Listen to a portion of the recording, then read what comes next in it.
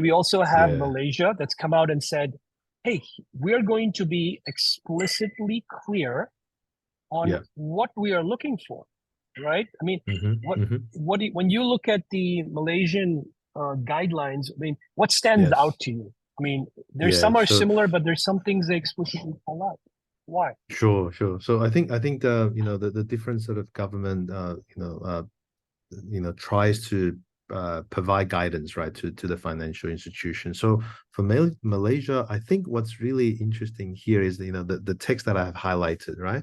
So there is this notion, Krishna, we've been talking to many customers because people's understanding of a mobile phone, right? Hey, my phone is okay. It's not rooted, it's not jailbroken, right? So that's the kind of a condition or assumption they have. I have an iPhone, it's not jailbroken, so I'm good, right? Right. However, the Malaysian RMiT actually create a new state called compromise, right? Which I think I can really resonate and I like the distinction because just because your device is not jailbroken and rooted, right, Krishna, the ones that we use every day, it doesn't mean it's not compromised, right? A network that your phone connected to can be in a compromised state that puts your device in a compromised risk, right?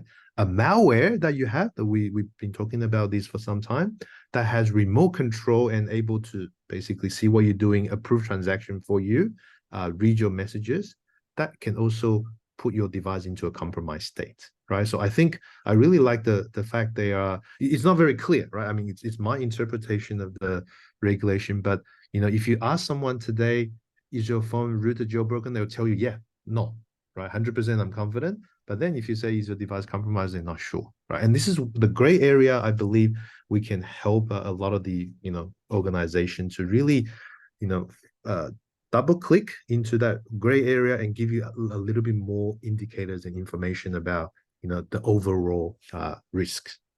Does that kind of do you see Yeah, that makes sense, in a Pat. similar You lens? know, Yeah.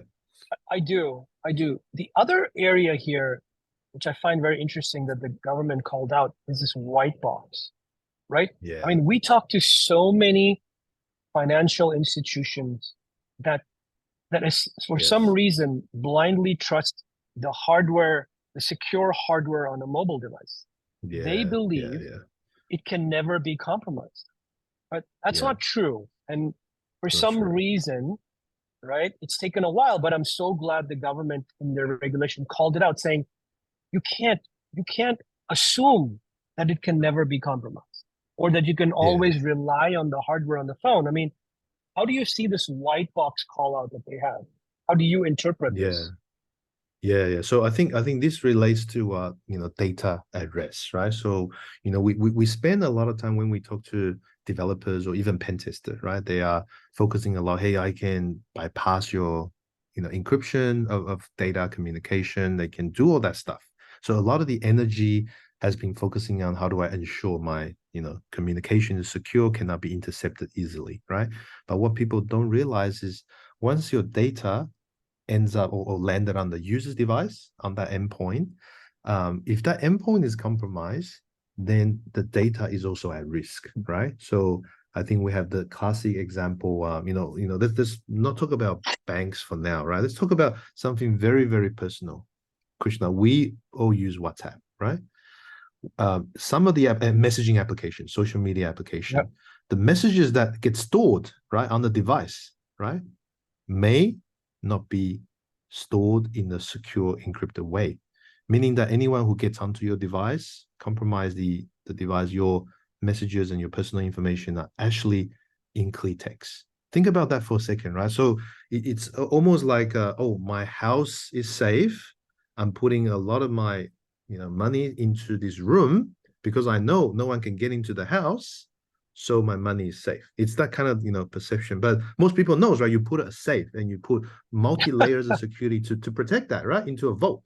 Yeah. Because I still worried that people can break into the house. But I do see a lot of the application developer today, even businesses when they transforming or into this digital route, right? They're focusing on things, but maybe not looking at that whole process end to end, Krishna. And I think the white box point you have is really important, right? Because we ensure or we want to let the user know that the data is really what you're you're trying to protect Yeah. and you need to secure them.